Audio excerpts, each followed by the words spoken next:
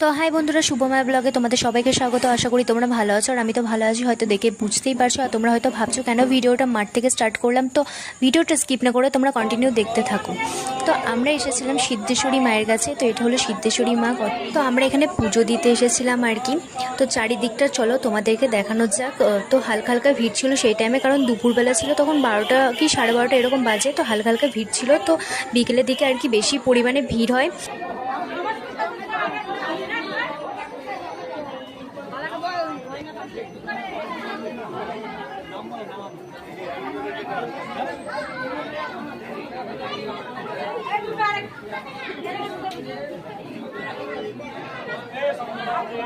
তো এটা হলো মন্দিরের সামনের দিকটা। তো বৃষ্টির কারণে আর কি প্যান্ডেল করা হয়েছিল। তো তোমরা দেখতেই পাচ্ছ এখন হালকা হালকা ভিড় আছে। আর এটা হলো তুলসী দেবী, মানে তুলসী মা আর কি।